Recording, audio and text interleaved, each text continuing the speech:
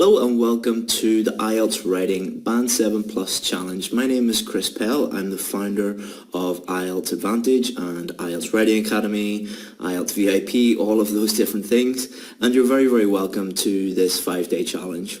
So this is lesson 1 of the 5-day challenge, and this has been something that has been really, really successful. The 5-day challenges that we have run have been probably the most successful things that we have ever done in terms of helping people in a short amount of time. So our aim with this is to teach you the things that you need in order to get a 7 plus, band 7, band 8, band 9, in your Ielts writing. So there are 5 different lessons, and this is lesson number 1. So let's have a look at what we're going to do today. Alright, so what is going to happen over the course of these 5 lessons? So there's a daily lesson, and you can do one a day, or you can do them all at once. So normally when we do these 5-day challenges, we just send people one lesson per day, but we decided that a lot of people have time constraints and are busy. So what we've done is we're going to send you an email every day with a new lesson, but we're giving you the opportunity to do all the lessons in one go if you want, or you can wait and do them later. But there is a time limit, so please do them within a reasonable time. And it's a strategic task for you to complete every single day or every lesson. All right, so at the end of the lesson there will be a challenge, and these challenges have been designed to activate the things that you have learned in each lesson. So think of yourself as if you were an athlete preparing for the Olympics or something like that. And two of the things that you need to do is you obviously need to eat a lot of food, but you also need to practice and train in order to, be the best athlete that you can be. If you just consume lots and lots of content, that's the same as an athlete just consuming lots and lots of food. You're going to get fat, all right? You're not going to be really good at the sport that you're trying to compete in. It's the same in Ielts, all right? So if you just consume lots of content, but you don't practice anything, you don't actually do the tasks, you don't actually do anything, you're not really, really going to improve. And this is the reason why these 5-day challenges are so effective. So at the end of each video, please do the challenge. It is really, really going to help you improve. And I will try and give you as much feedback as I can, but because this is a free course that we're doing, thousands of people are going to be submitting their tasks and whatnot. I will try to look at as many as I can and give feedback on as many as I can, but please don't get angry if I don't give you feedback on your specific thing, because there's just so many people, and obviously I have courses, VIP courses, where I spend a lot of my time there giving one-on-one feedback to students. So I'll try to give some free stuff, free feedback to you guys, but I can't guarantee it. I'll try and do as much as I can. Okay, so what are we going to do in the 5 days? So day 1, lesson 1, we're going to look at strategy and structure, so the overall strategy that we should be thinking about, and a step-by-step structure. Day 2, we're going to look at something very important and something that students really struggle with, is idea generation, how to think of good ideas and how to think of them quickly. Day 3, we're going to look at how to write an introduction. Day 4, how to write main body paragraphs. And day 5, we're going to look at how to write a conclusion. And everything is recorded and yours to keep, okay? So many of you will send me emails saying, like, can I get access to this video, or can I get access to this video? Now that you're all logged in, you can come back and look at these videos anytime you want. So don't worry about that. We've got everything covered. A lot of you will be emailing me asking about my VIP course. My VIP course is normally completely full. It's completely full at the minute. We have a waiting list of people who want to get in there, and it is an exclusive VIP course. We only take a certain number of people in there. We are making it available to you, but please focus on the challenge if you like, all right? The challenge that I've given you is totally free, and you are welcome to just do that challenge and never give us a penny. That is absolutely fine if you want to do that. If you want to join the VIP course, This is available to you, but only for a very limited time. As I keep saying, there are a huge number of people who want to get in there. We've decided to give you guys a chance of getting in there if you want. So if you want to join, you can do that, but it's only for a very limited time. Basically, we have to keep the numbers very, very low because we have to give our VIP students VIP service. Okay, so that's all I'm going to say about that. I'm not trying to use this course to sell you anything or anything like that, but we do get a lot of emails about that, so I just thought I'd address it to save me answering hundreds and hundreds of emails. Okay, so today we're going to look at the 5 different essay types, what the examiners are actually looking for, an overall strategy for opinion essays, and we're also going to look at structure. So that's what we're going to do in this specific lesson. So what are the 5 different types of Task 2 question? So the first is an opinion question. So these are questions that say, do you agree or disagree, or to what extent do you agree or disagree, or do you think, like a direct question. Second type are discussion essays. So they ask you to discuss both views and give your opinion. The second one is causes, problems, and solutions. All right, so it could be causes and solutions or problems and solutions. So the questions may be, what are the causes of this? Or what problems does this cause? Or what are some possible solutions? Advantages and disadvantages. So what are the advantages? What are the disadvantages? Or it might say something like, do the advantages outweigh the disadvantages? Or something like that. And the final type are double questions, where they normally ask you 2 direct questions. So there's 2 questions within the same.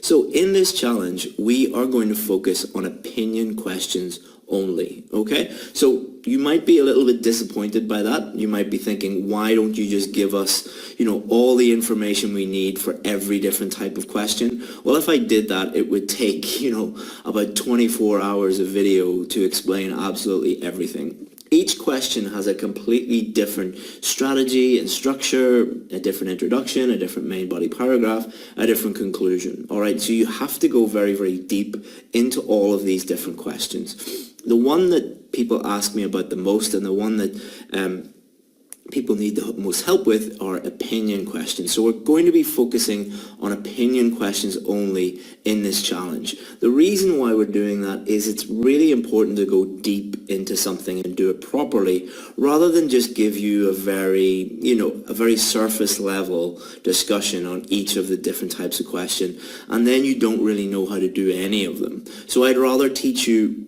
the most important one, that I think, opinion questions, get you to know that 100%, and then you can move on to the other ones. So the things that I'm going to teach you in this 5-day challenge are applicable to opinion questions only, all right? And if you need more help with the other types of questions, we can provide that help, but remember that this challenge is opinion only. Okay, so opinion questions. First thing you need to do when you're doing an opinion question is you need to decide on your opinion, all right? Very, very simple, very obvious, but something that very few students actually do. So the question will ask you, do you agree or disagree? You need to have a very clear statement about whether you agree or disagree in your essay. Most students do not do that. And if you don't do that, you haven't answered the question. The second thing you need to do is you need to think of ideas to support that opinion. Okay, so the question is saying, do you agree or do you disagree? All right, so you have 2 choices. Either I agree or I disagree. All right, very, very simple. So you just pick one. All right, don't worry about can I discuss both and blah, blah, blah, all those things. There is a way to do that, but the simplest, most straightforward way to do it, and the way that I think gets the highest marks, is to simply pick one. So you pick either I agree or I disagree. All right, so now that you have picked one, thing you need to do is you need to think of ideas about why you think that. So if you say I agree, you have to think of reasons why you agree. If you pick disagree, you have to think of reasons why you disagree. All right, very, very simple, very straightforward. And then you need to make your opinion clear throughout the essay, okay? So you have picked your opinion, you thought about your ideas, then you need to put it down on paper and make it very, very clear throughout your whole essay. And we're going to show you an exact step-by-step structure in order to do that. Okay, so deciding your opinion. Just pick one side only, as I've already stated. Your personal opinion does not matter. Simply pick the side you can write about the best. So the question is going to say, do you agree or disagree? Many students pick the one that they personally feel about. So they personally agree or they personally disagree. That doesn't matter. It doesn't matter to the examiner. All you're showing the examiner is that you can clearly communicate your opinion in writing. All right, so your personal opinion doesn't really matter. So just pick the side that you can discuss, all right? Pick the side that you can support with explanations and examples. There are no extra marks for looking at both sides, okay? Most people who try to do that completely mess it up and turn it into a discussion essay. Just pick one side only. Now, many of you might have had a teacher or read a book that said, you know, you can discuss both sides. You can do that, but it's a very dangerous thing to do. The way I teach IELTS is I teach you the most effective way and the simplest way. The way that is easy for you to understand and is easy for you to do in the test so that you will get the highest marks possible. Okay, so just pick one side. Very, very simple. And again, we're going to show you everything you need in this lesson. So there's 4 paragraphs. Here is the basic 4-paragraph structure, and then we'll get into the sentence by sentence structure. So the first one, introduction, skip a line, main body, your first reason, skip a line, main body 2, second reason, and then your conclusion. All right, so a basic 4-paragraph structure. All right, this is what I recommend. This is what is simplest. This is what is most effective. Okay, so you're starting off with your introduction, then your second paragraph is going to be your first main body paragraph. This is the first reason why you agree or disagree. All right, so you're going to say you agree. You're going to think of 2 reasons. The first reason is going to go in main body number 1. The second reason is going to go in main body number 2. And then you're going to summarize it all in your conclusion. Okay, so this is the most effective strategy, the most effective structure. There are many other structures. I think this one is the simplest to learn, the easiest to use in the exam, and provides the highest marks. So your introduction, what are you going to do here? Sentence number 1, you're going to paraphrase the question. Sentence number 2, you're going to state your opinion and state 2 reasons. Okay, so you have 2 sentences. First sentence, paraphrase the question. You're going to rewrite the question so that it has the same meaning, but with different words. Sentence number 2, you're going to state your opinion. So either I agree or I disagree. You could write this essay agrees or this essay disagrees, something like that. But it's really, really important that you make it clear which side you're on. And then you state 2 reasons. If any of this is difficult for you or you're not really understanding it or it's confusing in any way, do not worry, okay? This is the first lesson. It is supposed to be a little bit confusing because it's all new. We are going to go through everything step by step, and by the end of the 5-day challenge, this will be pretty simple to you. Okay, so main body number 1. Sentence number 1 is going to be your topic sentence. Topic sentence is you're telling the examiner what that whole paragraph is about. And it's going to be your first main reason. So we have already thought about our first main reason. We know exactly what it is. We're going to state it in our topic sentence. Then we're going to explain that topic sentence. Okay, we're going to explain that reason. Normally it's about 2 sentences.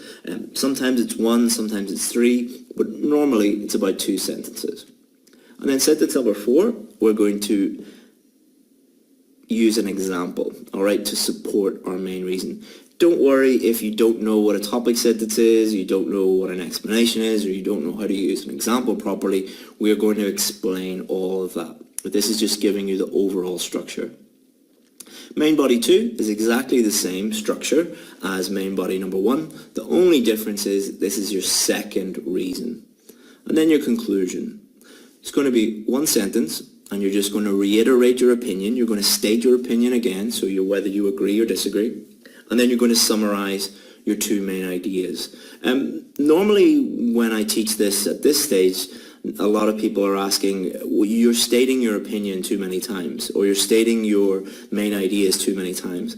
This is a common misconception about IELTS writing. It comes from basically teachers who don't really spend enough time researching this and looking into it, and what they tell people is you can't repeat anything. Repetition refers to vocabulary. Alright, so you should try to vary your vocabulary as much as you can.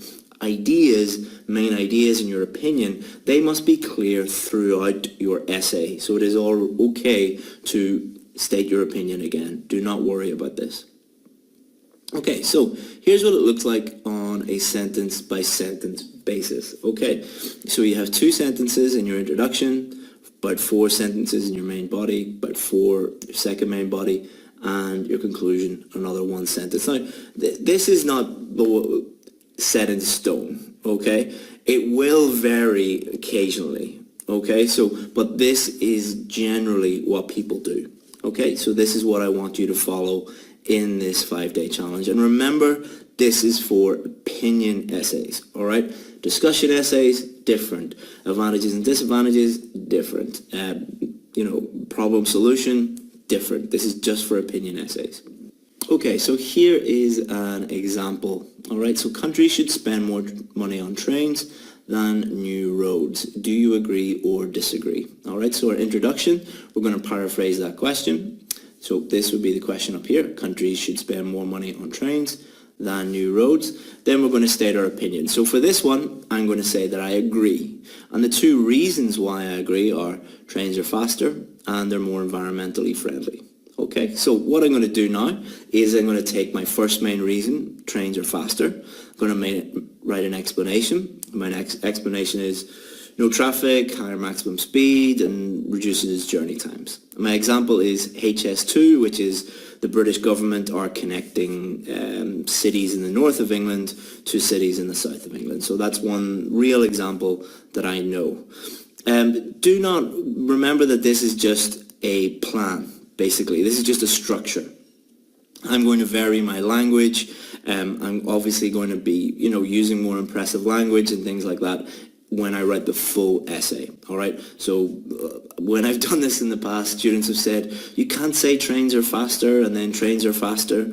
You can't use the exact same language. I know that. All right. I know what I'm doing. I'm just using this to make it very, very clear to you about what we're doing. Then we're going to take our second main body, our second main idea, and put it in our main body, paragraph number 2, which is environmentally friendly, less carbon dioxide, less cars, reduces global warming. A real example that I'm aware of is the metro system in Ho Chi Minh City. So, they're taking people off the road, putting them underground, reducing carbon dioxide emissions. In conclusion, I'm going to agree, obviously, so I've agreed here in the introduction, so I need to agree here in the conclusion, and I'm going to state my main ideas again. All right, so everything is very, very clear. It is very, very clear to the examiner that I have understood the question, my opinion is very clear, and I have stated my message very, very clearly throughout this essay. And you can do this for any agree or disagree essay, or to what extent do you agree, disagree, or a direct question. You can use this structure for any of those questions and just put in your ideas into this structure, and everything becomes much, much easier. So you can focus on your ideas, you can focus on writing clearly, using good vocabulary, good grammar, and everything really, really improves when you have a structure like this. So your challenge, what I want you to do is I want you to take a blank structure and I want you to fill it with a skeleton plan for the following question. Okay, so the question is, all cars that burn fossil fuels should be banned and electric cars should replace them. Do you agree or disagree? So what I want you to do, so you can pause the video here and you can write that question down.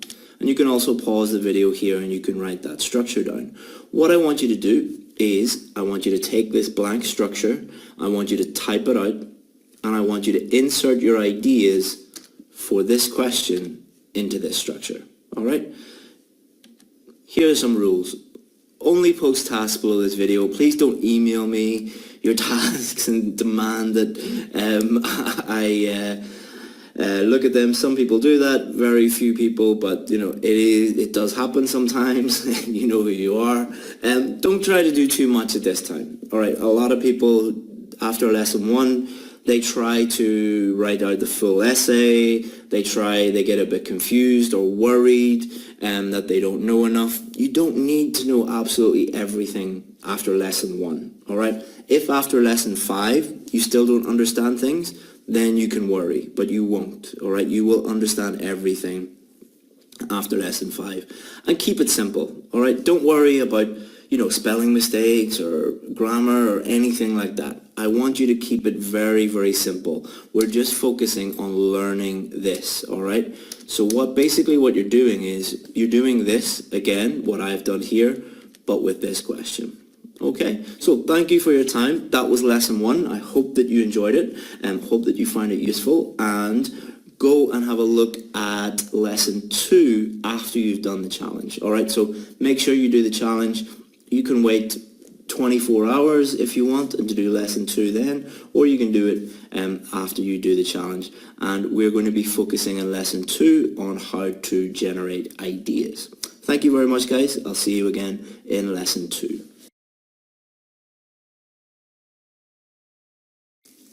So hello and welcome to lesson 2 of our IELTS Writing Band 7 Plus Challenge. My name is Chris. You probably know me already if you did lesson 1. Well done to all of the people who completed lesson 1, and especially well done to the people who completed the first challenge. So welcome to lesson 2. Let's have a look at what we're going to do on this 5-day challenge. So day 1, we looked at strategy and structure. We started you off on a very, very basic level. Today we're going to look at idea generation, how to think of relevant, specific ideas. Tomorrow, introduction. Next day, main body paragraphs, and then the final day, conclusion. So we're taking you from the strategy and structure to the planning stage, all the way up to the conclusion, so that by the end of day 5, you will be very confident that you can write a band 7, 8, or even 9 IELTS writing task 2 opinion essay. So what are we specifically looking at today? We're going to look at question analysis. So this is the very first thing that you should be doing when you open up your paper. When you're sitting there in the test, you need to understand how to analyze the question. Then we're going to look at the problem with other methods of idea generation. Specifically, we're going to look at why brainstorming is really, really a bad idea. And then we're going to look at my method, my easy method that will allow you to think of really good ideas really quickly in the test. And then finally, we're going to give you your task at the end, your challenge. So just to remind you, there are 5 different types of questions on the task 2 paper. We are only looking at opinion essays today, all right? We're not going to look at the other 4. We discussed that in lesson 1, but basically I want to do opinion essays properly in this 5-day challenge, and then if you want to take things to the next level and do the other ones, there'll be an opportunity for you to do that. But in this 5-day challenge, we're just looking at opinion essays. Okay, so when you open up your test, when you open up your writing paper, when you're sitting there on test day, and you read the question, the very first thing you need to do is you need to analyze the question. You need to understand the question fully before you even start thinking of ideas. And there's 3 stages to question analysis. The first stage is, what is the general topic are they talking about? Are they talking about health, technology, the environment, traffic, government, crime? What are these general topics that they are talking about? Now, you're not going to write about the general topic, but it is very, very important that you understand what it is. And then you get into what are the specific things that they want me to talk about. And we're going to look at examples, and this will become much clearer when we look at an example. And finally, we need to look at the instruction words, all right? What do the examiners actually want us to do? So if we look at this question, so the first thing we're going to think about is, what is the general topic? So the general topic here is education, okay? So we're talking about the use of mobile phones by teenagers in school. All right, so we know what the general topic is about, but we're not going to write everything we know about mobile phones or everything we know about education. That wouldn't be answering the question. So when we understand what the topic is, we need to look at the specific keywords. So we're specifically talking about teenagers, okay? That is important because we're not talking about adults, we're not talking about primary school children, we're talking specifically about teenagers. And we're specifically talking about teenagers in school, all right? So we're not talking about them at the weekends or after school or anything like that. We're specifically talking about teenagers in school using mobile phones. And should they be allowed? All right, so we're answering that specific question. Should teenagers be allowed to use mobile phones in school? All right, and that is the specific question that they want you to answer.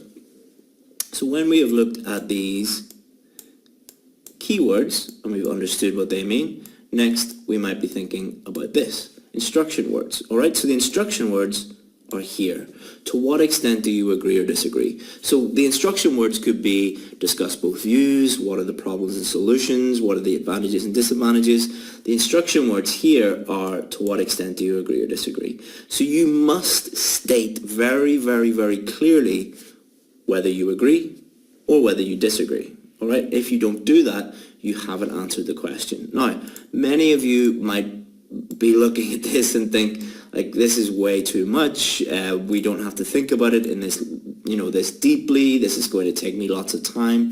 Believe me, whenever you start to use this technique for every single task 2 question, you start to do it in 30 seconds, all right? It will take you a long time to do it in the beginning because it's new, but then it will just become really, really fast, all right? It'll just be like clicking your fingers, be just really fast to think about what's the general topic, what's the specific question, and what are the instructions, all right? So then when you've done that, you can move on to idea generation. So the first thing I want to talk about idea generation is lots of students talk to me and they ask me, how am I supposed to answer this question? I know nothing about this topic, all right? I know absolutely nothing about it. You do, all right? Stop being so dramatic.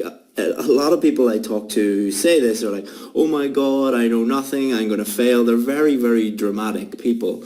If you stop thinking so emotionally and start thinking logically and simply about this, you will realize that you do know a lot about these different topics. The topics are things like education. You have been to school. You know a little bit about education. Technology, you own a mobile phone, you use a computer every single day, you probably read or talk about technology all the time. You do not need to have a very, very in-depth knowledge of the general topic, you just need a basic knowledge of it. And these questions that when people look at the question and think, oh my God, I don't know anything about that topic, they're normally fake questions. If you look at real IELTS questions, so if you look at the Cambridge IELTS books, or you look at real questions that the British Council will give you or IDP will give you, they are not very difficult, all right? They are designed so that anybody with a basic knowledge, a basic education, will be able to do them.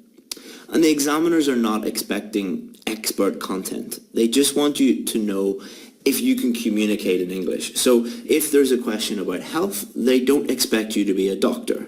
I know a lot of doctors are in here and a lot of nurses are in here right now, but they don't require that level. If you're asking about technology, they don't expect a Mark Zuckerberg to answer the question or something like that. They just want a very, very basic knowledge of this. All right, so have faith in the knowledge that you already have.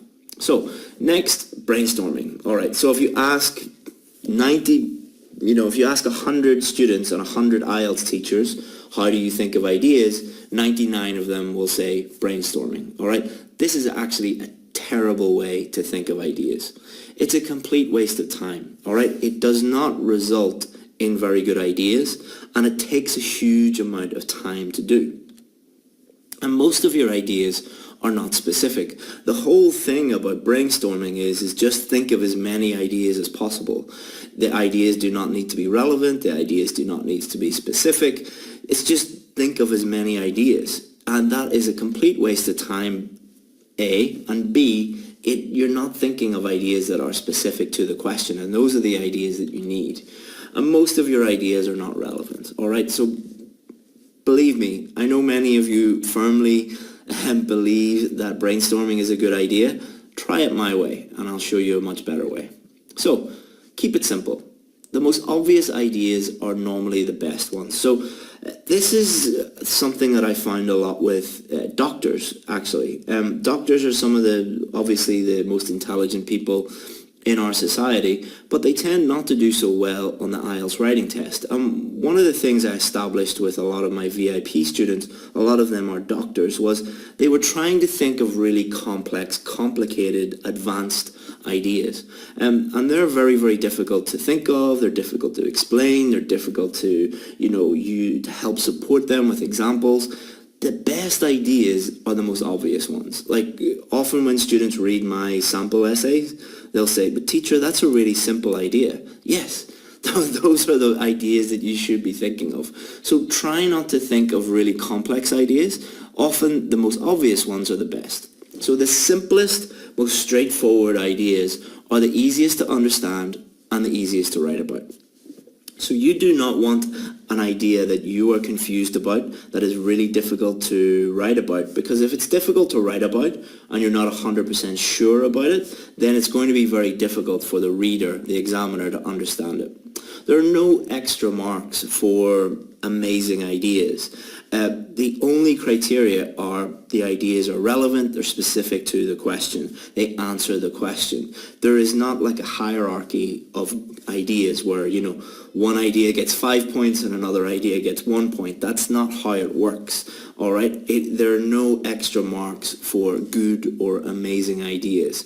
The simplest, most straightforward ideas are normally the best.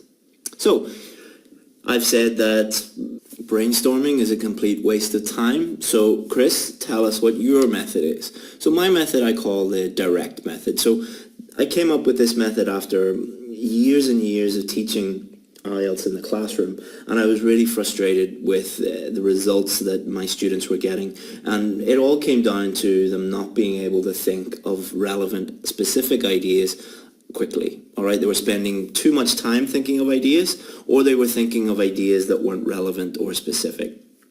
So I tested this method, I developed it myself, and it had amazing results. So ask yourself direct, specific questions about the question. All right, so that might not be, you might not be able to understand what that means just yet. Let me explain it a little bit further. This will generate specific, relevant ideas in a very short amount of time. The first ideas you think of are normally the best. Okay, so a good idea is easy to understand, relevant to the question, and answers the specific question, and is easy to explain. Okay, so many of you might be thinking, what is a good idea? If it is easy to understand, if it is relevant to the question, if it answers the specific question and is easy to explain, then it's a good idea. So the direct method for opinion questions. Let's get into this in a little bit more detail. So if you agree with something, what are 2 reasons why someone would agree with this? All right, so you're asking yourself specific, direct questions. Okay, so if you choose the agree side, you just ask yourself the specific, direct question, what are 2 reasons why someone would agree with this? The first few reasons that you think of are normally the best ones. If you disagree, the question you would ask yourself is, what are 2 reasons why someone would disagree with this? Okay. Do not overcomplicate this, all right? Our goal is to get you to think of ideas in 2 minutes or less. Most of my VIP students, because I've taught them this and because I get them to practice it so much, they can think of ideas in 30 seconds or 1 minute, okay? My goal is to get you to think of good, relevant, specific ideas in 2 minutes or less. Like, don't overcomplicate this. So when I show this method to students, often people don't understand it because it is so simple. It is so obvious. And students are just like, oh, it should be more complicated than this. It is not. So for opinion questions, if you agree, ask yourself, what are 2 reasons why someone would agree with this? If you disagree, what are 2 reasons why someone would disagree with this? It is that simple. So, agree that teenagers should not be allowed to use mobile phones at school. Why? Alright, so let's use this question that we've seen before. So, if you agree that teenagers should not be allowed to use mobile phones at school, why would someone think that? Alright, just ask yourself that direct question. It's distracting, alright? They can't focus on their studies. Very simple, very obvious, very relevant, very specific. It answers the question. It's a good idea. Competition for the latest phone, so peer pressure and bullying, alright? So it might result in somebody getting teased or bullied because they don't have the latest phone, okay? So that's another very simple, very specific idea. And there are 50 other ideas that could be relevant to that, alright? It's not like these are just the only 2 ideas that are correct. There are, 100 different ideas you could use, but there are also 100 ideas that you can't use. So if you disagree that teenagers should not be allowed to use mobile phones at school, why would people think that? All right, think about it. Don't think about it personally, all right? Your personal opinion doesn't matter. Think outside of the box, all right? Why would someone disagree? Use them for educational purposes. So they might look, use Google, use Facebook, or not Facebook maybe, but a dictionary, a calculator, or something like that. Stay in contact with family and friends. So, in case there's an emergency, they need to call their mum or dad or something like that. So again, 2 very, very specific answers. And it's probably would take one of my VIP students 30 seconds to think about for that. So they have got ideas quickly. These ideas are relevant. These ideas are specific. And they've done it in 30 seconds, 1 minute, 2 minutes, something like that. That leaves you a huge amount of time to finish your planning and then move on to getting your essay done. All right. Instead of spending 10 minutes worrying about your ideas and then starting writing, and then halfway through you change your ideas and you delete it and you've failed by that stage. All right. My whole thing is I try and get people to analyze the question properly and think of ideas very, very quickly so they can move on to writing a great essay. So stop brainstorming, mind mapping, or anything that takes too much time or leads to irrelevant ideas. All right, just stop doing it. You might think that this is too simple, but believe me, it does work. It has helped hundreds of my students get band 7, 8, and 9, and it has changed so many people's whole approach to writing. It's really, really important. Ask yourself just direct questions. All right, why would I agree with this? Why would I disagree with this? And get out of your own way. Getting out of your own way means it is simple, so stop making it more complicated than it needs to be. For many students, this is the main reason why they're failing to get band 7, 8, or 9. They're making the test more complicated than it needs to be. What I say to my students over and over again is, IELTS is a very, very simple test, overcomplicated by students. It is far simpler than you believe it is. So get out of your own way, do the simple things correctly, and you will see that your marks really, really improve. Okay, so here is challenge number 2. Look at the question below and think of 2 reasons why you would agree and 2 reasons why you would disagree. Now, in the real test, you would be just thinking of 2 reasons why you agree or 2 reasons why you disagree. If that is confusing, go and look at lesson 1 again. Think about the structure that we gave you. But because we're just practicing, I want you to practice thinking of ideas. So I want you to both agree and disagree. You're not going to do that in the real essay, but I want you to do it for the practice. So parents should spend more time with their children, helping them with their homework. Do you agree or disagree? So what I want you to do, very simply, is pick agree and think of 2 reasons why you would agree with that.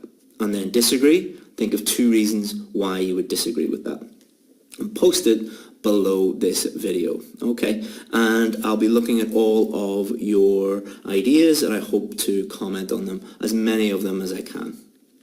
Okay, thank you very much. So you've made it to the end of lesson 2. Make sure you do that challenge. Again, the reason why I want you to do the challenges is just consuming content, you will remember 20% of it, you know. But if you do the challenge and you activate that knowledge, you are far more likely to remember more of it and to do it in the real test. All right, see you again for lesson number 3, where we're going to work on how to write an effective introduction. Thank you.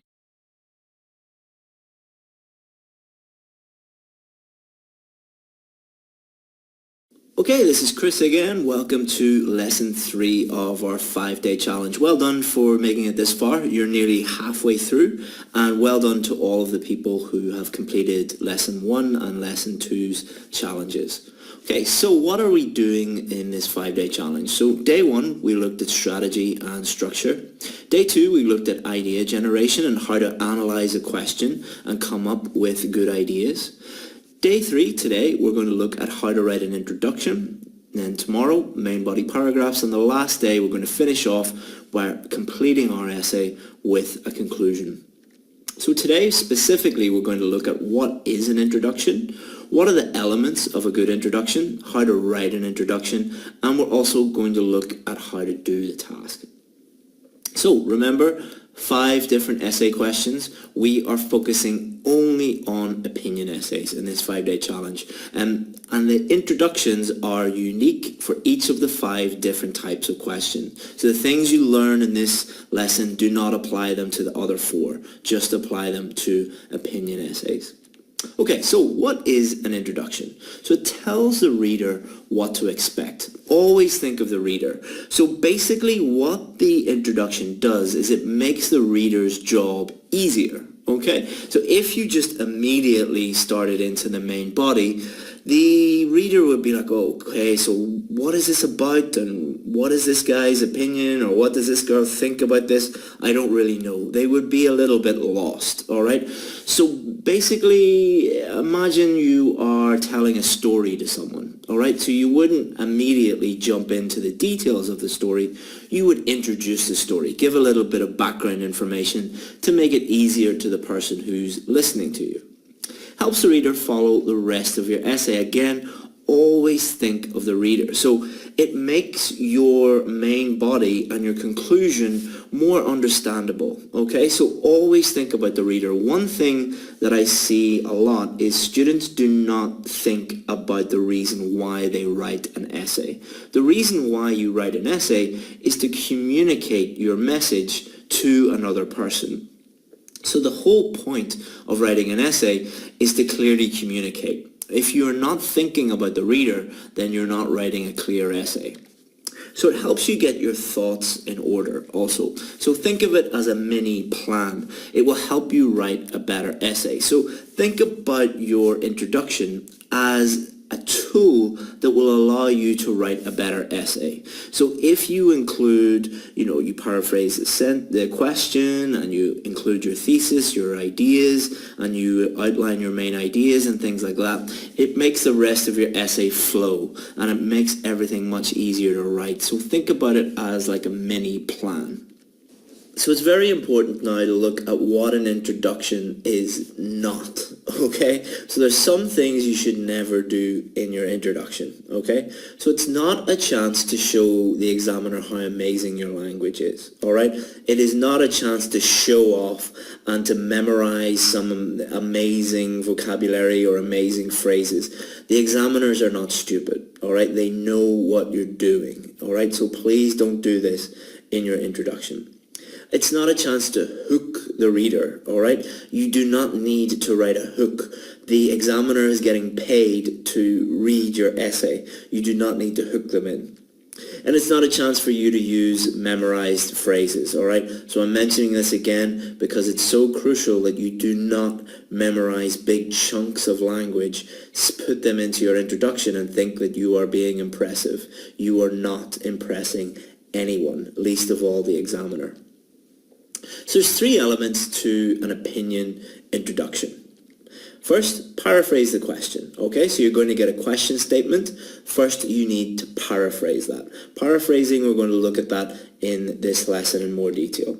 You need to clearly state your opinion. So the question's asking you, do you agree or disagree? It's a very, very good idea to clearly state your opinion in the introduction. And you should outline your main ideas. Now, this one is not absolutely crucial. You're not going to lose marks if you don't do this. However, I think it is a very, very useful thing to do because it allows you to make it clear to the reader what your main ideas are, making it easier for them to understand. And it also is like a little mini plan. So it makes your essay more cohesive, more coherent, because you're going to put those main ideas into the rest of your essay. So let's look at each of these three main elements in more detail. So paraphrasing. Basically, state the same ideas but using different words. Okay, so you're not going to copy the words, but you're going to copy the ideas. All right, so you're going to state the exact same thing but using different words. And we can do this by using synonyms. So synonyms are words that mean the same thing but two different words, like man and male, female, woman, all right? Means exactly the same thing, but different words. Another way we can paraphrase is by changing the structure of the sentence. So we can change the clauses around. We can, clause number 1 becomes clause number 2, clause number 2 becomes clause number 1. Or we can use synonyms and change the structure around. We can do both things, all right? So you can do either of these or do both. Most people do both. So synonyms, be very, very careful with synonyms. Your synonyms must match and make sense. Just because they're synonyms does not mean you can automatically use them, all right? So what I see many people doing is they will Google a word. So they'll Google the word car and put synonym beside the word car in a Google search. And whatever Google tells them, they will use. You need to be a bit smarter than that. Okay, just because two words are synonyms does not mean that they are close synonyms or that it's appropriate to use it within the context that you're using it. So another thing that I see is, people doing this. So they will look up rich and they'll look it up in a thesaurus and they'll see that a synonym of rich is decadent. And they will look at country, they'll look at that in a thesaurus, or they'll Google it and they'll see a synonym of country is kingdom. So they'll, instead of rich country, they'll put decadent kingdom and they'll think, oh, this is really amazing. I'm going to really impress everybody and get a band 9. You're not, all right? It is totally inappropriate to use kingdom instead of country, all right? Kingdom and country are kind of synonyms, but in the context, most contexts, they're not appropriate to use. Rich and decadent, they mean slightly different things, okay? And decadent kingdom, you wouldn't really use those two words together. So be very, very, very careful with synonyms, all right? Wealthy nation, all right? Rich, wealthy, synonyms. Close synonyms, appropriate to use them. Country, nation, close synonyms, appropriate to use them. And wealthy nation, they collocate together, they go well together. So if you have a choice between using something like decadent kingdom, which might sound very impressive, but actually it's the opposite of impressive, you're showing the examiner that you don't really have a high level of vocabulary by using words like that. It's much better to use something like wealthy nation for this example because it is correct, all right? It is better to be correct than it is to be fancy. So, changing the structure, be very careful that your new sentence makes sense grammatically, all right? So when you're changing the structure around, make sure that, the words are all in order, that the grammar is all correct. So many developed nations have opened their doors to refugees recently. So some people would say, recently refugees go to developed nations who open their doors. All right, so what they've done is they've flipped the structure around, but they haven't really paid attention to the grammar. So instead, we could use something like, recently refugees have been taken in by many developed nations. Okay, so the first one, not correct because the grammar is not correct. Second one, correct because the grammar is correct. So you can change the structure around like we've done here. You can change the synonyms around like we did in the one before, or you can combine both. So, synonyms and changing structure. You can combine these two techniques to paraphrase effectively.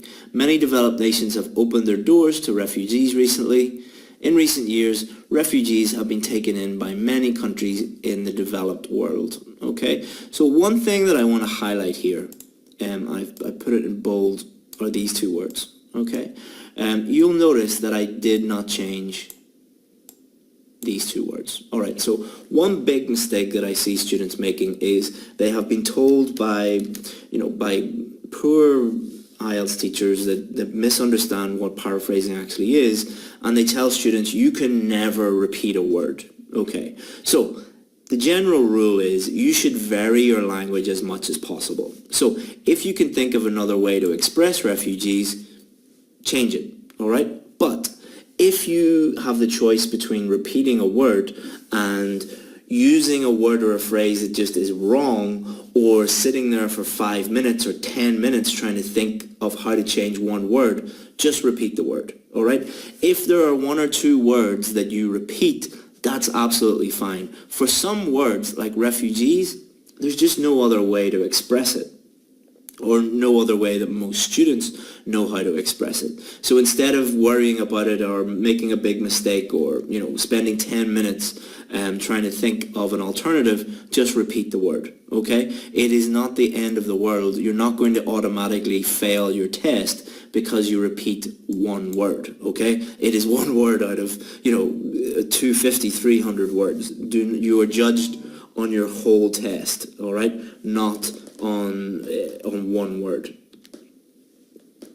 So the other thing you need to do once you've paraphrased is you need to state your opinion. So this essay agrees with this statement because, or this essay disagrees with this statement because.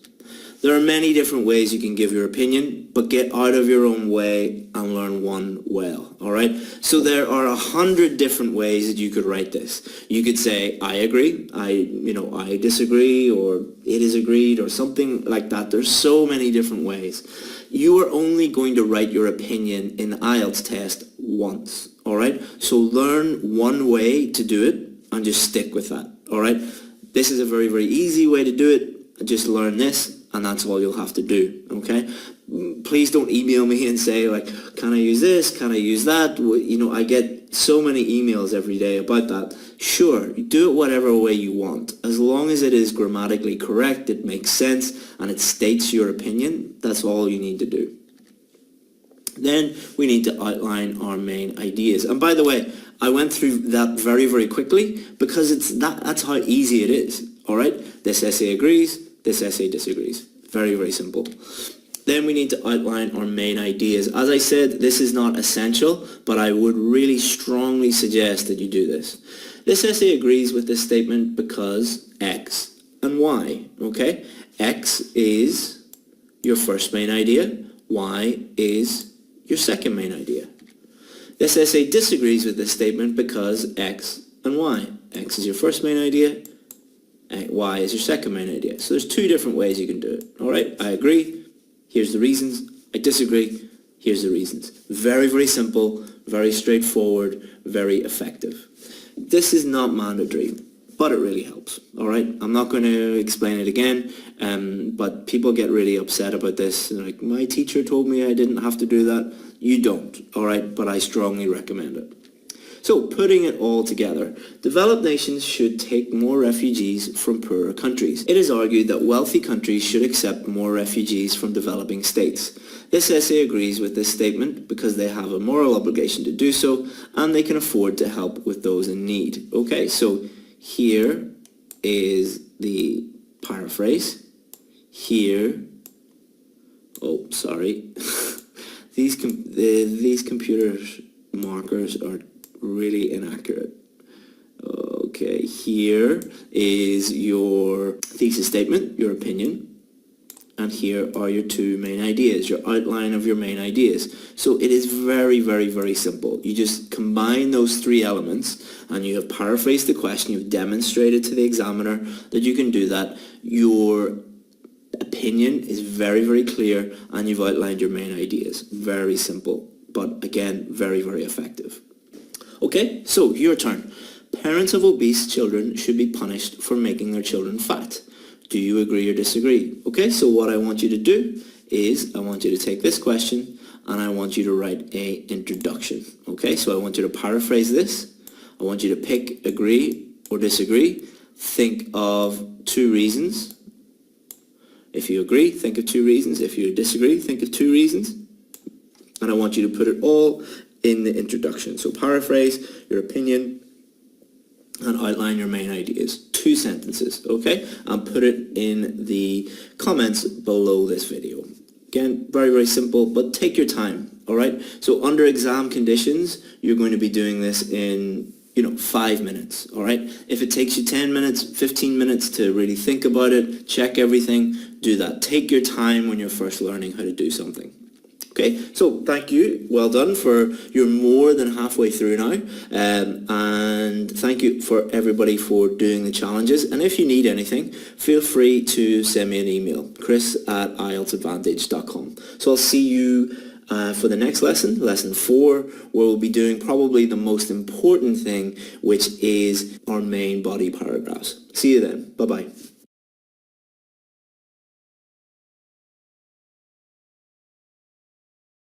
So welcome to lesson 4 of this 5-day challenge. This is Chris again, and I'm here to bring you through this lesson, and this is the second last lesson, so just 2 more to go, and I hope that you've enjoyed it so far, and let's get going. So on the first day we looked at strategy and structure. The second day we looked at idea generation. Yesterday we looked at how to write an effective introduction, and today, really, really important, how to write a main body paragraph. And then the last day we are going to look at how to finish our essay with a good conclusion. So what are we specifically going to look at today? We're going to look at what a good main body paragraph is. What are the elements of a good main body paragraph? A demo, so I'm going to show you how I would write the first main body paragraph, and then for your challenge you are going to do paragraph number 2. So there are 2 main body paragraphs. I'm going to do the first one and you're going to do the second one. Okay, so again, I keep saying this, but just to remind you, we're only focusing on opinion essays. Do not apply what you learn in this lesson to the other 4 types. All right, it's really, really important that you know that. Okay, so yesterday, here is my version, and this does not need to be exactly the same as your version, okay? So when you are doing IELTS writing an essay is not like a maths question or a physics question, where there's only one correct answer. 2 plus 2 will always equal 4. With writing, 2 plus 2 could mean anything. So this is just a model to show you, but even if it doesn't mean or yours is not exactly the same, doesn't matter, okay? So it is argued that the mothers and fathers of overweight children should be penalized for allowing their offspring to become obese. This essay disagrees with this statement because parents do not control what children eat at all times, and genetic factors are also to blame. Okay, so what I have done is I have paraphrased the sentence, then I have stated my opinion. So my opinion is I disagree. I stated the first. So parents do not control what children eat. That's my first idea. Genetic factors are also to blame. That's my second idea. All right. So hopefully that makes it a little bit clearer, and you can compare what you did in the last lesson with what I have done here. Okay. So what is a main body paragraph? So this is the most important part. Think of it as the meat in your hamburger. So if you went to McDonald's or Burger King and you ordered a hamburger and there was no ham in the middle, you'd be pretty annoyed. So it's kind of the same with a essay. Your main body is the meat. It's the most important thing, and if it's not good, then the whole thing kind of falls apart. So this is where you will make your detailed argument. This is where you will prove your point. So in the introduction, you're saying, I agree or I disagree. This is what I think. These are my ideas. This is where you take those ideas and you really develop them, all right? This is where you get into the detail. So this is where you set out your main points and develop them fully. So there's 3 elements to a main body paragraph. Luckily, for most of the stuff we've been doing in this 5-day challenge, it's handy that there's these 3 points. Makes it very easy to explain and easy to learn. So we're lucky in that way. So first you're going to write your topic sentence. Then you're going to write an explanation. And then you're going to use an example. So let's look at each of these in more detail. So your topic sentence. Topic sentence tells the reader what the paragraph is about. So basically what you're doing is you're just saying, hello Mr. Reader, hello Mrs. Reader, and this is what I'm going to talk about in this paragraph. And it's essential for task response, but also for coherence and cohesion. So task response is, did you answer the question correctly? Coherence and cohesion, is your answer clear and easy to understand and well organized? So it helps all of those things. So it is a big tick for lots of the things that the examiner is looking for. And it should be short and simple, okay? Does not need to be a complex sentence. Every time I write a sample essay, and some students who don't really know what they're doing, they're obviously not examiners, but they'll look at my topic sentences and they'll say, oh, you didn't write a good essay, teacher. And I'd say, why? And they say, because those sentences are not complex. Not every single sentence needs to be complex, all right? Some of them can be just short and simple, and topic sentences should be short and simple. Explanation. So you've done your topic sentence, now you need to write your explanation. So never assume that the reader knows what your topic sentence means or that they know how it answers the question. So one of the big, when I ask students, why did you not explain that point? And they'll say to me, well, the examiner will know that. I don't want to explain something that the examiner will know. Do not assume that the examiner knows anything. That is not the point. The point is that you have to clearly demonstrate that you can explain main points. So the reader can't ask you any follow-up questions. So you must explain everything to them, okay? So the biggest difference between speaking and writing, with speaking, the person listening to you can ask you follow-up questions. They can ask you, what does that mean? Or can you explain that? Or does it mean this? Does it mean that? With writing, obviously the reader cannot ask you any questions. So you must assume what these questions are going to be, anticipate what these questions are going to be, and answer them for the reader. So pretend you are explaining it to someone who knows nothing about the topic. This is probably the easiest way to explain anything, all right? Just explain it in a very, very basic way. Pretend that you're speaking to a 5-year-old boy who knows nothing about the topic, all right? And if you think about it that way, then explanations will be very, very easy for you to do. So what? So this is a really, really good way of getting students to write better explanations. Often students will write a sentence, and then I will come over in the classroom and I'll look over their shoulder and I'll tap up my finger at the end of the sentence and I'll say, so what? And then the student will be like, what do you mean? It's like, so what? Explain more. Tell me what that means. And then they write a bit more, and then I'll say, so what? Please explain more. Explain more. You have to do this. What, why, how? These questions will help you write explanations. Now, do not get confused. Do not think that all you have to do is think what and write a sentence about what, and then think why and write a sentence about why, and then how, write a sentence about how. That's not what I mean with this. What I mean is, if you ask yourself these questions, they will allow you to be able to write explanations more fully. And think of me standing over you saying, so what, all right? So I obviously can't be, you can't be my, student in classroom. I can't teach you face to face. But when you're writing these explanations, just imagine me saying, so what? Tell me more. Explain more. What does that mean? Why is that? How does that work? Think about me asking these questions, and it will help you. Examples. So IELTS want you to demonstrate that you know how to use examples. All right. So a lot of students get really worried about this, and they're like, I don't know any facts or figures or statistics or anything like that. The examiner is not expecting you to have a Google brain. All all right? The examiner does not expect you to have, be able to quote newspaper articles or quote scientific studies or anything like that. All they want you to do is demonstrate that you know how to use examples. The examples must support or prove your main points, okay? So the examples must be linked to your topic sentence, all right? If the example does not prove or support your topic sentence, then it's not a good example. And think about when you're arguing with someone and you use an example to help win the argument. So a lot of people say, why do I need to use examples? Do I have to use examples? Well, think about it this way. Well, the answer is yes, you do have to use examples for each main point. But think about when you're arguing with someone. If someone uses a really good example to support their argument, you've lost the argument basically. All right, they are very, very good at helping you prove your point, which is what you're trying to do.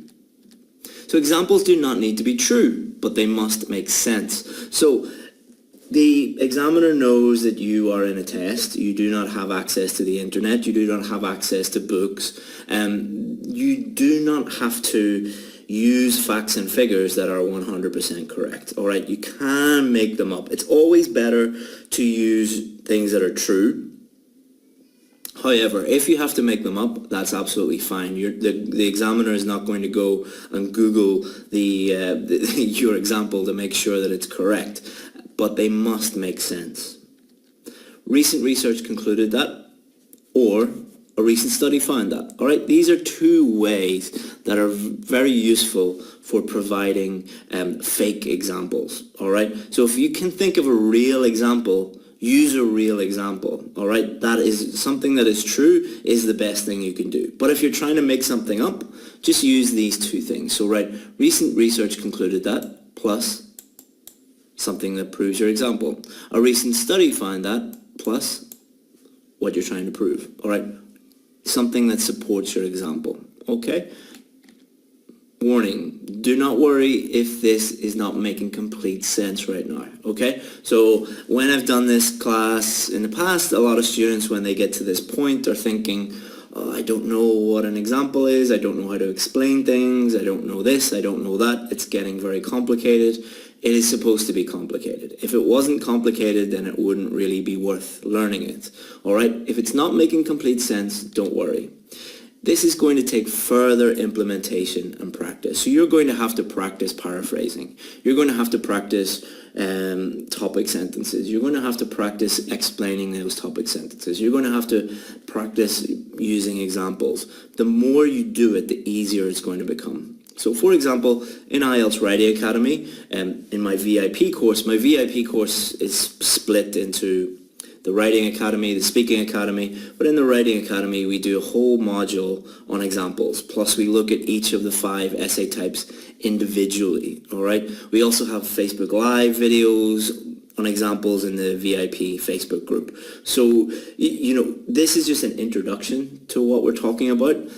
Like in my VIP course, we have full modules just on examples. We have full modules just on how to write main body paragraphs for discussion essays, a full module on problem solution, a full module on advantages and disadvantages.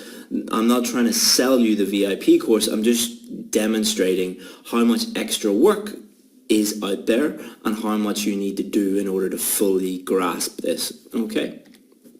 So paragraph 1, main idea, parents are not with their kids all the time. So remember, we were talking about the question before about whether parents should be responsible for fat kids, basically. So my main idea is parents are not with their kids all the time. So I disagree.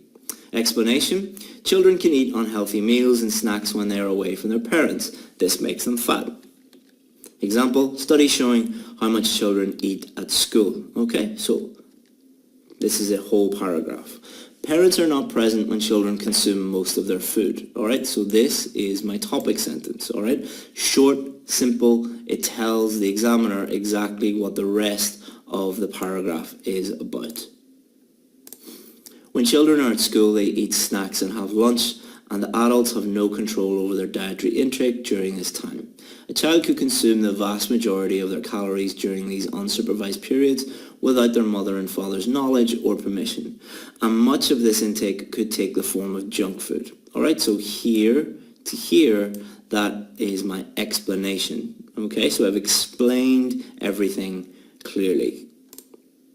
Then, a recent study found that primary school students consume an average of 75% of their daily recommended calorific allowance during school hours. Alright, so a recent study found that, plus something that proves my point. Okay, so very, very simple, very straightforward, but very effective. So, your turn. Parents of obese children should be punished for making their children fat. Do you agree or disagree? Okay, so this is my introduction. I have already done a main body paragraph for this point. What I want you to do is I want you to take my second point and I want you to write a main body paragraph about it. So you're writing my second main body paragraph. You're talking about genetic factors are also to blame. So what I want you to do is I want you to write a topic sentence, explain that topic sentence, and then use an example.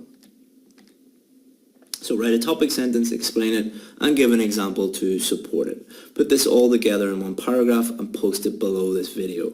Okay, so thank you very much. You are nearly done. Well done.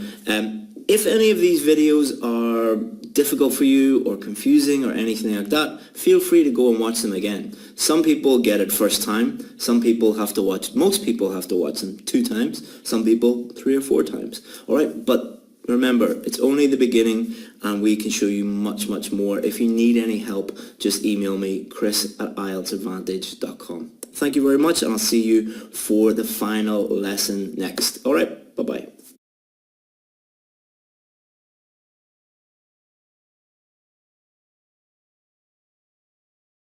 Okay, so welcome to lesson 5. Well done for making it this far. I'm really, really proud of you.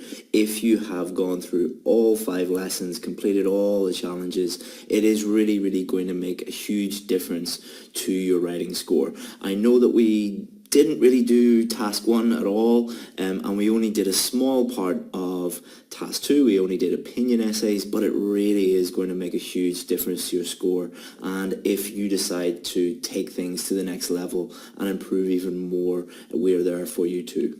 So let's look at what we did over the course of the 5 days. So day 1, we started off at the start, strategy and structure. Then we looked at how to think of ideas and how to analyze the question. Then we looked at how to write an introduction, how to write a main body paragraph.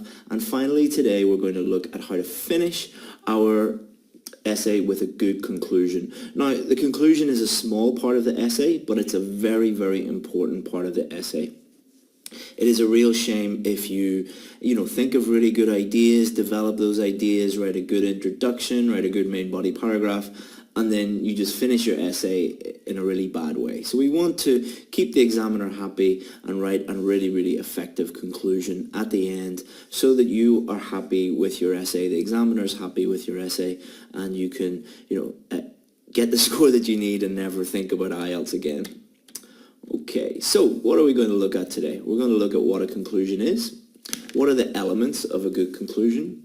I'm going to show you what I would do if I was writing a conclusion, and your turn to write a full essay. So the challenge today is to write a full essay. So a review of yesterday. So yesterday I asked you to write a main body paragraph about genetic factors. Here is my sample. Pause the video, have a read of this.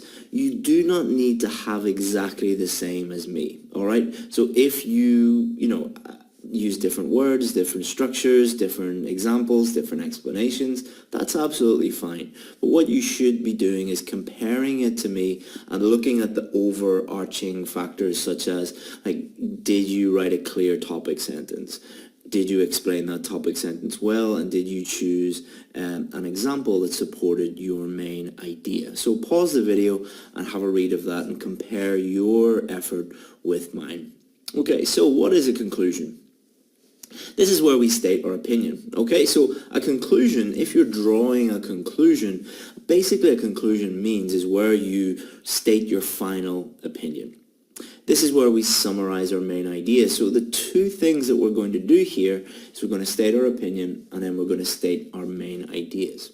Read any academic paper and you'll be able to find the main points in the introduction and the conclusion. So I remember when I was like 14 or 15, and one of the best pieces of advice I ever got was from, we had a great science teacher, and he said, if you want to read an article, like an academic article, quickly, just read the introduction and read the conclusion. But he said everything you kind of need is in the introduction and the conclusion. You'll find the author's point of view, you'll find the main points, and it's true with a task 2 essay as well. So your main points, your opinion, should be in both the introduction and the conclusion. So again, there are 3 elements of a conclusion. A cohesive device, so a linking word or cohesive device, or connectors as some people call them. You reiterate your opinion, you state your opinion again, and you summarize your main ideas. Now, if you have these 3 things, then you are covered. So a cohesive device. So you're only going to write one conclusion in your IELTS writing test. So learn just one way to start your conclusion. So I've had students who have said to me, teacher, can you tell me like 5 different ways to write a conclusion? I'm like, no, I'll teach you one way. You're not going to write 5 conclusions in your IELTS test. So just learn one effective one. And one is not better than the other. You know, just learn one properly and you'll be fine. So in conclusion, to conclude. All right? Those are 2 ways that you can do it. Just learn one, and it's as simple as that. I start every single one of my conclusions with in conclusion. You know, really, really simple. And you do not get extra marks for using something more complicated than that. So just learn one and start your every single conclusion with in conclusion, comma, that's it. Or to conclude, up to you, whichever you want. You're going to reiterate your opinion. All right, do not worry about repetition here. So lots of students have emailed me countless times and said, you repeat your opinion in the introduction or in the conclusion, it's already in the introduction, you shouldn't do that.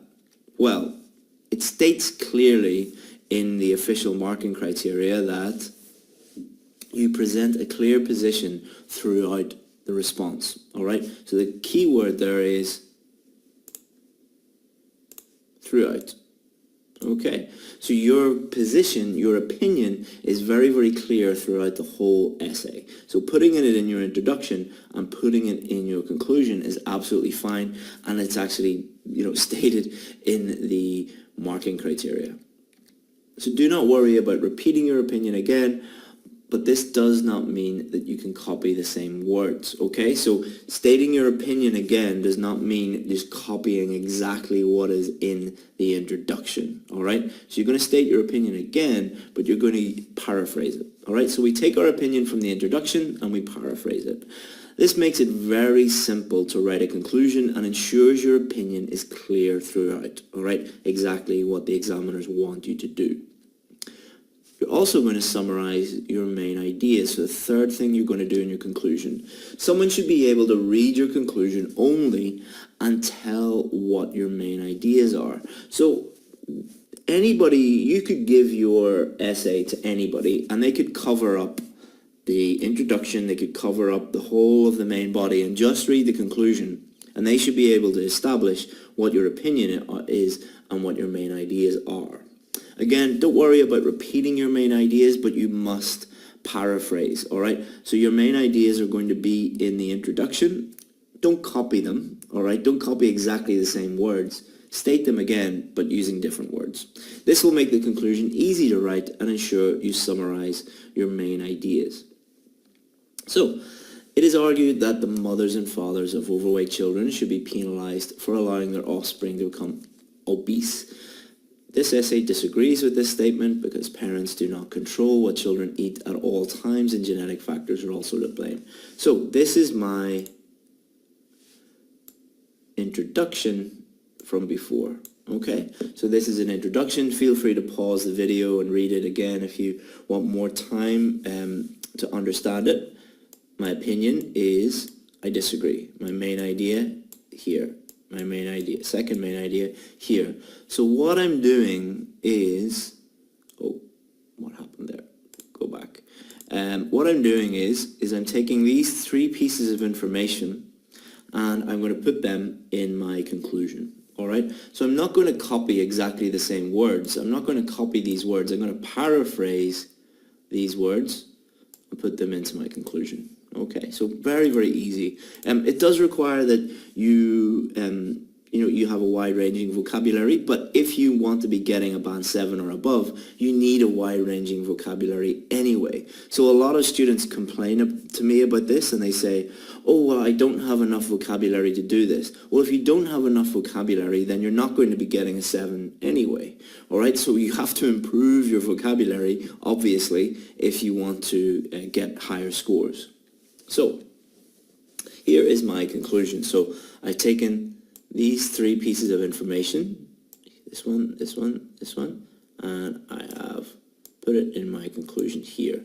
So in conclusion, parents should not be sanctioned if their sons or daughters are too heavy because they are unable to supervise their diet for most of the day, and genes play a role in determining the weight of a human being. So as you can see, and feel free again to pause the video and read this to make more sense of it. But what I've done simply is just take these three pieces of information from my introduction, paraphrased it, and put it in the conclusion. All right, that might sound a little bit complicated right now, but believe me, if you practice doing this and using this technique over and over again, it becomes so simple. Okay, so your turn. Here is a question for you. Wealthy nations should assist poorer countries with humanitarian relief during natural disasters. Do you agree or disagree? So you have two choices. Just write the conclusion if you want, or write the whole essay. Right? I would suggest that what you do is you take everything you have learned during these 5 lessons and you try to write a band 7 essay. So think about the structure, strategy that you're going to use, analyze the question, think about your ideas, plan everything out, write a good introduction, write a good main body, write a good conclusion. There you go. Hopefully a band 7 essay. So many of you have been emailing me and asking me about how can you take things to the next level. The 5-day challenge is great. It is an amazing resource. It helps a lot of people, but it's only 5 lessons, all right? If you want to take things to the next level, here's what you might do. So a lot of people have been asking me about my speaking academy. So my speaking academy is a full speaking course plus one-on-one help with that. And we also have IELTS Writing Academy, a full writing course covering absolutely everything, every different type of question, task 1, task 2, academic, general training, absolutely everything that you could ever need in there, plus lots of one-on-one personal help. Or we combine reading, listening, writing, speaking, absolutely everything into our VIP course. Okay, and that has become very, very popular, so popular that we have a huge waiting list of people who are trying to get in there, and we have far more people trying to get in than we can cope with at the moment. So we only allow a very small number of people to join our courses. We are the only IELTS course in the world where we limit the number of people who are allowed into our courses. Basically, I am more concerned with quality and looking after people and making sure that they get the scores that they need than I am with, taking in as many different people as possible, making as much money as possible, and not really caring about the people in there. I am more concerned about the sustainability of my business and people's welfare, people's scores, than I am with making as much money as possible.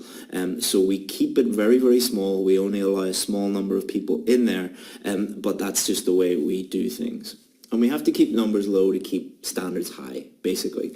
We are very different from most courses in that I give you a huge amount of my time, and I also have a team of IELTS experts in there that give you a huge amount of time. So whether it be one-on-one speaking tests, personalized essay corrections, live lessons, all of these different things that we give you one-on-one time, that obviously time is a limited resource, okay? So we keep our numbers very, very low, but we treat you like an individual and we help you as much as we can. And you only have 5 more days to decide. So people that are going through this 5-day challenge, we are putting a time limit on it, and we're putting a limit to the number of people that can join for the above reasons. So we're not having it open forever. And when it gets too full, we're going to shut enrollment. So normally it is completely full. At the moment there are a few places available, but if those places are gone, we just shut it down. Again, for the reasons that we stated. We could have thousands of people in there if we wanted to, but we'd rather have a small number and, you know, treat VIPs like VIPs, not just put it on our marketing and sell lots of courses. All right, so what's the difference between the 5-day challenge and the VIP course? So the 5-day challenge is like a tuk-tuk, as you can see there. So it'll get to you to where you want to go, but it's just for a short amount of time. It's not the best. The VIP course is like a chauffeur-driven Rolls Royce. All right, it's absolute best you can get. It is the best course in the world. We'll hold your hand, we take you through everything step by step, and we give you the service that you deserve. So there's a huge difference between like our free resources on IELTS Advantage and this 5-day challenge and the VIP course. But obviously not everybody can have a chauffeur-driven Rolls Royce. It is for a small number of people. It is an exclusive club, and we let a small number of people in. If you want to get in quickly, because those places are very, very limited. So check out the video on this page showing you everything you need to know. On this page you'll see a sales video showing you everything about the VIP course, about the Speaking Academy, about the Writing Academy. Everything you need to know is there. We'll also be emailing you that within the next 24 hours in case you can't find it. And you should join today. If you are serious, if you're 100% sure that you want to join today. One of the most frustrating things about my job is I get emails from people all the time who say, I wanted to join your VIP course, but now it's closed, and I have to tell them, I'm sorry, you're going to have to wait 2 months, 3 months to get back in. You can't get in, it is just full. That is a really painful thing for me to tell people. I don't like doing it, but the alternative is that I just let too many people in, and then it will destroy the whole academy. So if you're sure about getting in, get in. So if you have any questions at all about joining the academy or joining the VIP, just let me know. Just send me an email and I'll get right back to you. Okay? So it was an absolute pleasure to teach you this during this 5-day challenge. If you decide to take things to the next level, you will be hearing a lot more from me and be getting, an even higher level amount of service and advice and everything. If you decide that that's it and you've had enough and you're just happy with what you have, I just want to say thank you and really appreciate you giving me your time and your trust. Even if I never hear from you again, I just want to say thank you, and I really appreciate you listening to me and giving me your time, and I hope that it helped you out, and good luck in your IELTS test. All right, thank you very much, and see you again soon sometime. Bye-bye.